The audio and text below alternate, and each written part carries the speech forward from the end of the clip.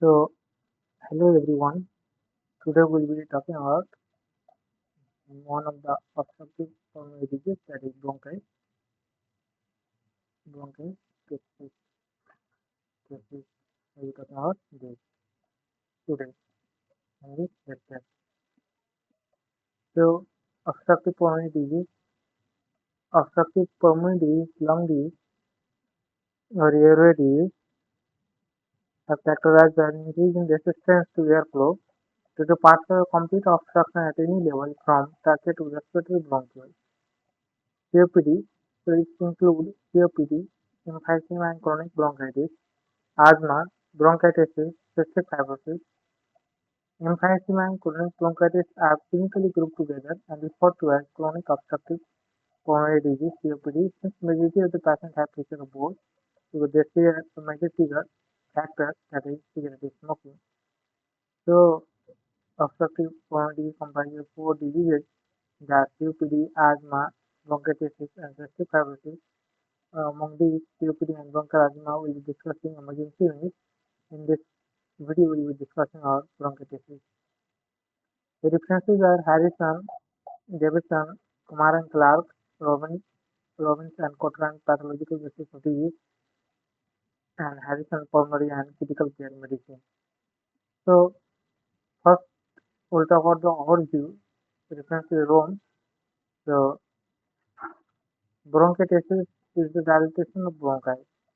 What kind of dilatation? Permanent irreversible dilatation. Bacteriology.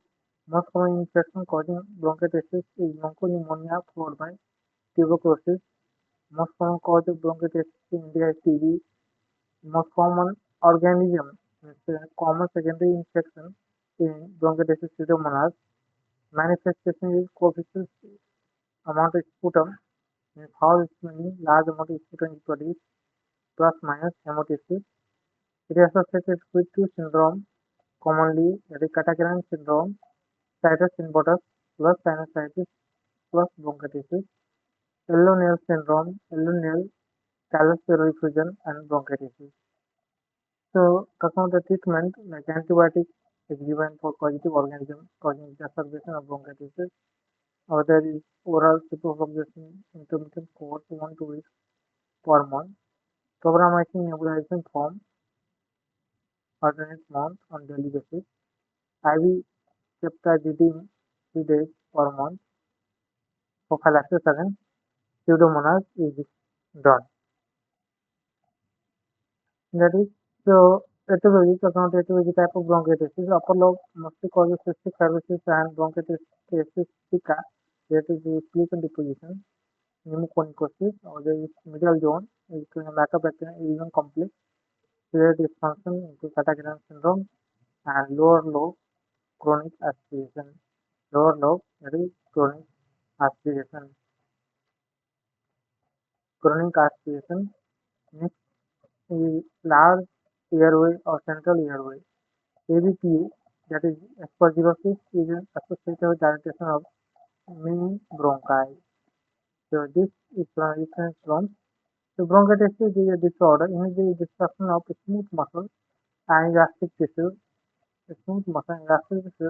by chronic necrotizing infection leading to permanent irreversible dilatation of the bronchi and bronchioles. The destructive processes may be initiated by primary microbial infection or primary obstruction that lead to cases and secondary infection and ultimately permanent irreversible dilatation of bronchi and bronchioles. Prevalence epidemiology varies greatly with age. So it is higher in person with age in elderly people and is higher among women. Most of the patients with bronchiectasis, 25 to 50% have idiopathic disease. Bronchiectasis is associated with other lung disease, in particular COPD, is becoming increasingly recognized. Etiology: bronchiectasis can arise from infectious and non-infectious causes.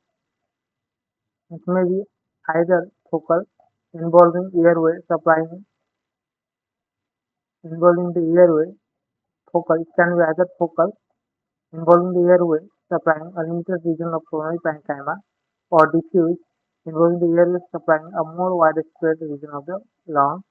and widespread distribution. The focal bronchiectasis refers to bronchiectasis changes in a localized area of the lung and can be a consequence of obstruction of the airway, either extensive due to compression of the specific object causing compression on the trachea like hilar lymphadenopathy, parenchymal tumor mass, or intrinsic such as tube blockage due to aspirated foreign body and airway tumor and stenotic airway or bronchial atresia from congenital underdevelopment of the airway or a diffuse bronchiectasis is characterized as a widespread bronchiectatic changes throughout the lung and rises from underlying systemic or infectious disease process. Many cases are idiopathic. Rare causes include immune deficiency H and immunoglobulin deficiency, congenital ciliary defect, Categorian syndrome, bronchiectasis, status inversus, and chronic sinusitis. Airway obstruction, inhaled foreign body tumor. The Categorian syndrome, status inversus, sinusitis, and bronchiectasis is there. Whereas Elonial syndrome consists of chylus, pleural effusion, Elonial, and and chylus, pleural effusion, Elonial, and bronchiectasis. So, even to the Davidson, the causes of bronchiectasis, bronchiectasis is divided into congenital, that is cystic fibrosis, ciliary dysfunction syndrome, primary ciliary dyskinesia, immotile cilia syndrome, Categorian syndrome, sinusitis and transition of the viscera, primary hypobulimia. Acquired by children, severe infectious in infancy, whooping cough, measles, primary tuberculosis, inhaled foreign body. Inhaled foreign body is an important cause in case of children, acquired cause. In adult, acquired causes are superlative pneumonia, pulmonary tuberculosis, allergic bronchopulmonary aspergillosis, complicating asthma, bronchogenic tumor.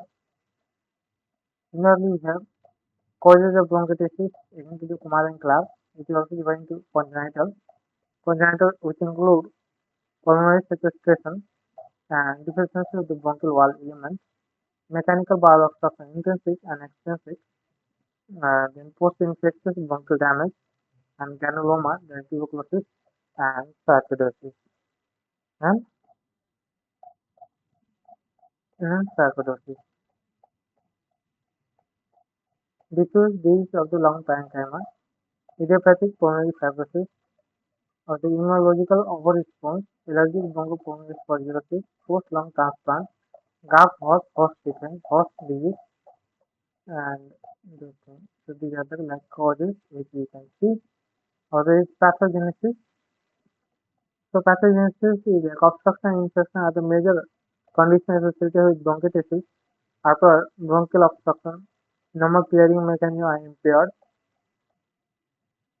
resulting in pooling of secretion distal to the obstruction and secondary infection and inflammation.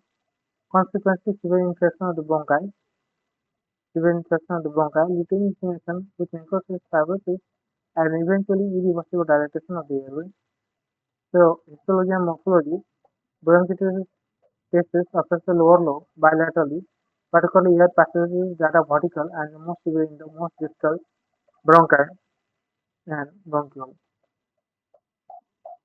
The airway are dilated somewhat 4 times the normal size. Three different cylindrical patterns of bronchiectasis can be seen. Different patterns. The first is cylindrical bronchiectasis. The end of bronchi are uniformly dilated and end abruptly at the point that the smaller airway are obstructed by secretion.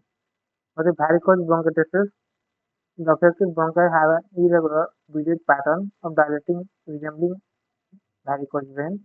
For the sacral cystic bronchiectasis, the bronchi have balloon-shaped appearance at the periphery ending in branch sac without recognizable bronchial structure distal to the sac.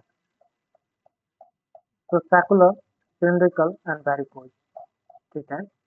In this figure, we can see this is the gross morphology of the lung, uh, which is affected by bronchiectasis. We can see dilated bronchi are there. The secretions in the lung. So the thing can be seen. Clinical feature is taking There is a history of chronic productive cough and recurrent chest infection. History of hydrosis, how it can be, and insipidity is reproduction of corpuscle amount of sick, how it can be in sputum. Other symptoms are hemoptysis, which is massive and life-threatening, breathlessness, and weak. Thoracic pain, when infection is expected to involve the pleura, segmental collapse due to retained secretion occur. So, thoracic pain, major symptoms are chronic productive cough, hydrosis, copious amount of heat, or smelling green sputum, sometimes associated with hemoptysis, breathlessness, and heat. On examination, clubbing and coarse crackles are seen. Clubbing is seen to be one of the chronic diseases related to exacerbation by the money. What is coarse crackles are hard with fluid secretion. So these are the symptoms and signs in bronchiectasis, Kumar and Clark. You can say cough, sputum production, breathlessness, hemoptysis, infection, thoracic chest pain, coarse crackle, and clubbing. Similarly, in case of Davidson, again same kind of is mentioned symptoms. So investigation that we need to do are radiological investigation and also laboratory investigation. For radiological investigation, chest X-ray may be normal, also dilated bronchi with thickened bronchial wall, and sometimes multiple cysts containing fluid. High resolution CT scan of the chest is a gold standard for diagnosis. Gold standard is high resolution HRCT of chest. So airway dilatation, bronchial wall thickening, bronchial wall cysts that are shown on a standard chest X-ray. You can see in the figure the airways are dilated. Uh, this is one of the major features which is bronchitis. In the lungs affected by bronchitis. In the three capacity where you can see the changes. The laboratory investigation includes sputum culture to know the infective exacerbation cause. So common organism Staphylococcus aureus, Pseudomonas aeruginosa, and Haemophilus influenzae. Further investigation include serum immunoglobulin, sweat test is need to be done to rule out cystic fibrosis. Immune assessment would include immunoglobulin and response to HIV, tetanus, and immunococcal vaccine as baseline test. Second line immunological investigation by an immunologist may be necessary. Sweat test and cystic fibrosis genetic testing need to be done in all patients under the age of 40 years, but also for patients at any age when there is high risk of suspicion. Under age pneumonia, it is a disease, this bronchitis is a disease early, but when it is in longer age, then the other secondary causes that is causing it, just like cystic fibrosis, could be one of the causes into bronchitis. Genetic oxide test is useful for detecting primary ciliary dyskinesia. This is very low in primary ciliary dyskinesia nitric oxide, nasal nitric oxide. Further investigation in analysis may be required. So, nasal nitric oxide test. This test measures the level of nitric oxide in the nasal cavity, which is crucial for the function of the cilia in the airway. Elevated level of nitric oxide can indicate airway inflammation, especially asthmatic patients needing to timely intervention. Other is to detect ciliary dysfunction syndrome by imaging time taken for a small plate of sapling placed in the anterior chamber of the nose for to reach the pharynx. At this point, the patient can test it. This time should not exceed greater than 20 minutes. It is greatly prolonged in patients with ciliary dysfunction. So this is saturation of salt which is kept in the airway cavity when it goes into the pharynx or the person test it. It should not exceed the time should not exceed greater than 20 minutes. So mean etiology of bronchitis is obviously divided into focal and diffuse focal mostly obstructed causes and diffuse including infectious immunoglobulin, genetic specific viruses, pathogen syndrome, alpha 1 antitrypsin deficiency is included there. Autoimmune causes recurrent aspiration, missing illness syndrome, taxing bronchitis from post-radiation fibrosis, idiopathic pulmonary fibrosis, and other idiopathic causes. So what is the approach in this patient? Figure 16.2 illustrates a diagnostic approach based on the clinical and suspicion and radiographic findings. Because the differential diagnosis of focal was diffuse bronchitis is different, the radiological figure can serve as a starting point. First, we need to differentiate this into focal and diffuse by radiological features. Then, then evaluation for immunoglobulin deficiency specific factors should be considered in younger patients. Immunoglobulin deficiency and cystic fibrosis should be considered in younger patients with bronchiectasis and sign of pulmonary disease. Approach to the bronchiectasis. The evaluation of the patient with bronchiectasis entails history taking, chest imaging, and outcome to determine underlying etiology. Evaluation of focal bronchiectasis almost always requires bronchoscopy. Bronchoscopy. This could either be obstruction by an underlying mass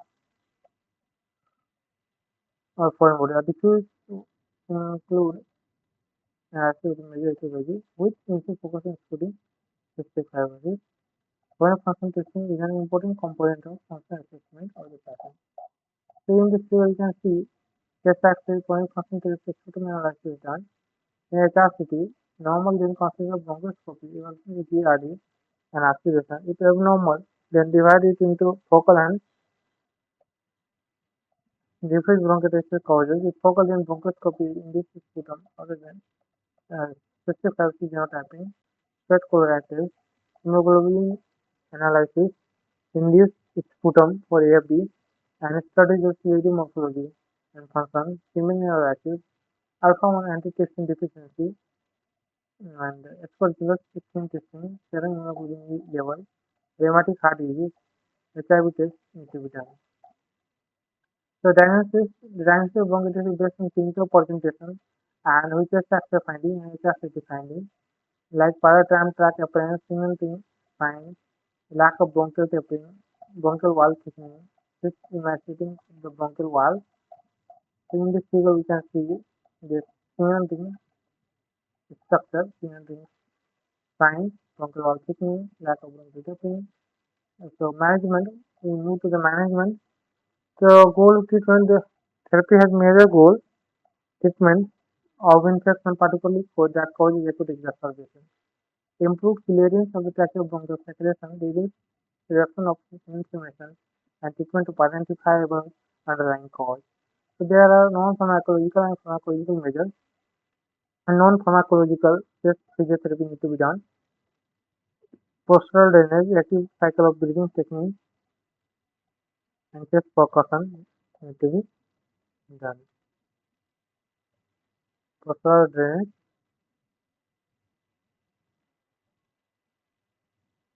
nebulized hypertonic saline is also like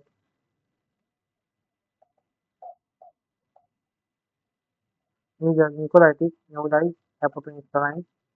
Next, patient should lie in a position near the lobe, distributed to the uppermost, deep breathing for a post-expiratory manager like ACBT, ACBT, active cycle of breathing technique, active cycle of breathing technique, also moves circulation in dilated bronchitis of the trachea, promotes being art cleared by the vigorous coughing. Device that increases the airway pressure, Aayog constant amount, positive expiratory pressure mark, or in expiratory manner, throttle way, valve, head, sputum clearance in some patients, and variety of techniques should be carried out to find which one should the individual. The optimum duration and frequency of physiotherapy depends on the amount of sputum, for 5 to 10 minutes twice daily is the minimum for most patients. Patient education emphasizes on stopping smoking, annual vaccination program of pneumococcal is in case of high-risk patients. The pharmacological measure, my anti-inflammatory is given, that is long-term azithromycin treatment, azithromycin treatment. A tab azithromycin 500 mg POD initially, then followed by 250 mg POD for 4 days can be given. Having demonstrated the reduced exacerbation frequency. Next one, inhaled corticosteroid, buracortisone is beneficial to the patient. It is available in case of MDI, hydrolyzed buracortisone, budesonide, can be given or nebulized notice.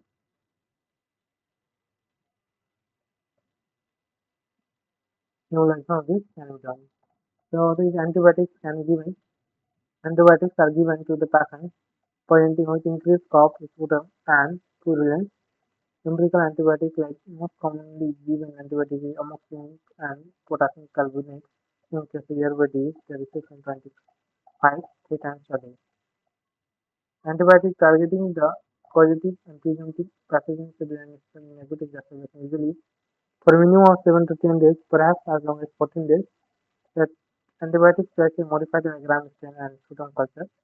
When secondary infection occurs with a Staphylococci gram-negative bacteria, in particular Pseudomonas species, antibiotic therapy becomes more challenging and should be guided by biological sensitivity. If the Staphylococcus aureus is seen, then amoxicillin, oxacillin, flucloxacillin, nacillin can be given. If Pseudomonas is obtained, then oral ciprofloxacin or intravenous anti-Pseudomonas beta-lactam and piperacillin tazobactam or ceftazidime is required. Ceftazidime. Hemophilus required doxycycline or amoxiclav, multi-resistant.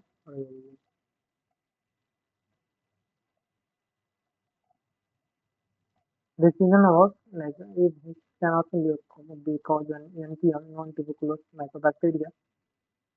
Decision of treatment of NTM infection and disease of UNTG organism can colonize aerosol pathogens, and the prolonged treatment course often is not well tolerated.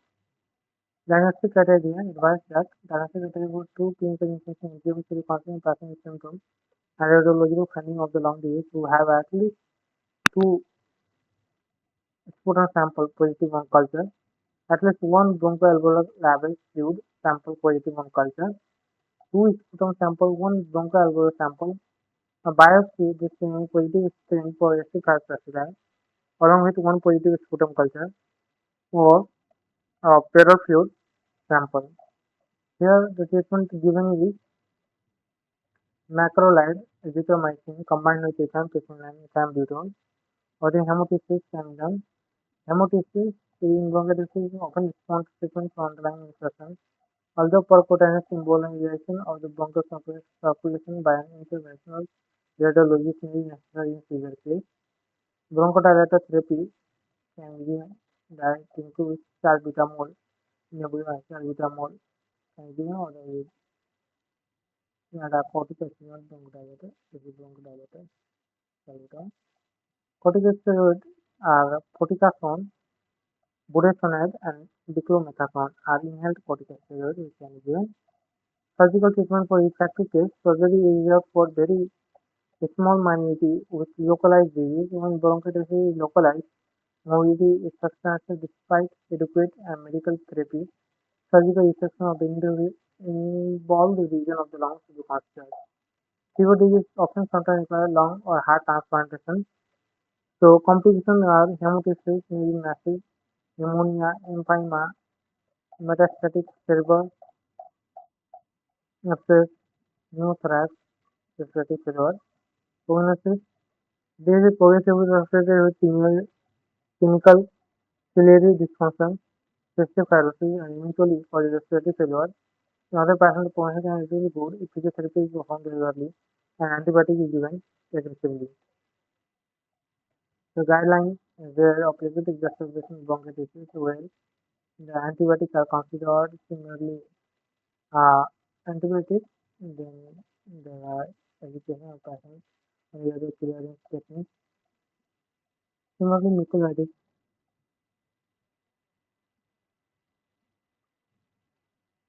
agents, bronchodilators,